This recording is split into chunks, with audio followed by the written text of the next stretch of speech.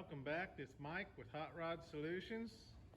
Got another project I wanted to share with you guys. It's a 1970 Bronco with a Roadster Shop chassis and a Coyote motor, supercharged Coyote motor, a 10-speed automatic, and an Atlas transfer case. I've done a lot of body modifications to this. When we had the chassis made, I went ahead and stretched the wheelbase in at 8 inches. There's a guy that it belongs to, Donnie. He is a tall guy, and he loves old Broncos, but he just wasn't comfortable in it, so I accommodated him. I'm gonna walk around this a little bit and show you a little bit more detail. There's more still pictures and a couple of early videos of this on my Facebook page. I just decided to start with YouTube and put a fresh video on. I might put the other initial videos. Got a little bit of detail, not much more than what I'm going to show you today. I just thought I'd do a complete walk around, show you what the plan is, where I'm going with this thing, and we're moving forward now. We got everything mocked up. We got some steel wheels from Detroit Steel. Decided most likely this is how it's going to stay. They're 18 by 9s, and the tall tires, I can't remember the numbers on them, but they're 33 inches tall. And then of course the Roadster Shop builds, I'm not sure what lift it is. The body does have a 1-inch lift to clear the supercharger and leave the hood stock like that. Let me walk around the side here, give you a little bit more angles, and then I'll give you some detail on what we did to make Mr. Donnie fit in this thing. He's planning on using this vehicle to pull his trailer with his 4-wheelers on, headed to Colorado, do some things like that. He's gonna use it, so that's why we wanted to make it comfortable. If you look closely, you can see that everything is bigger and longer and wider. The doors are longer. I stretched the doors 4 inches. I stretched behind the doors another 4 inches. The total wheelbase has been changed 8 inches. When we did that, there's some pictures on my Facebook page, Hot Rod Solutions, showing him sitting in it, and as he was sitting in it in the stock floors, it just was sitting too high in the vehicle, and we had the seat as low as we could go. And so we cut the floor out of it also. So after stretching it, it still wasn't big enough. So I came in here and I cut the floors out. This is some mock-up stuff in there. You can see the seat's been lowered 4 inches and slid back 4 inches. Well, when we did that, we made the seat sit down on the floor. Then if you look right here, the passenger didn't have, your feet would have been sitting over to the right. So we had plenty of room to take 4 inches and scoot the hump over to make it have more legroom. I got to change the trans tunnel up a little bit. We're also going to cut out the firewall and slick it out. We changed the position of the steering column a little bit. If you look down here in the pedals, you can see that they're in a very comfortable position. That's a 2018 accelerator pedal. And then I did something I haven't seen done before. But I used a 69 Camaro brake pedal and power booster assembly because of the shape of the pedal. If you look at the shape of the pedal,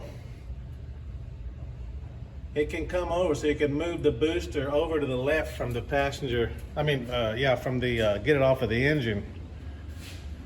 Let's walk around here. Something else I did under the rockers, they're just tacked on. There you go, now it's off. I put a tubing structure in here to keep these things are really flexible. And if you don't tie the doors together when you pick them up, they flex like a piece of spaghetti. So we're in the process. I have the roof mocked up. A piece of an old roof there. I know it looks crooked, but it's not going to when I'm finished. The whole thing we're trying to do is make it look like it's not had anything done to it. So again, roadster shop chassis. The body was brand new. We went ahead and bought a new body. We just decided that was the best move.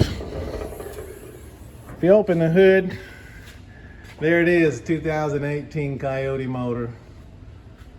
There's the master cylinder and booster moved over. It misses everything. I had a radiator built, custom, different than everybody else was doing. I didn't use any basic Bronco stuff in this. Everything's pretty tight, really close. I got to put an electric fan in it still, but everything barely misses everything. It's got headers. I don't remember the brand name. I'd have to look that up for you, but they are from the roadster shop. Radiator. There's the air conditioner condenser. And then right in here, the only space left, we do have room for the intercooler for the supercharger.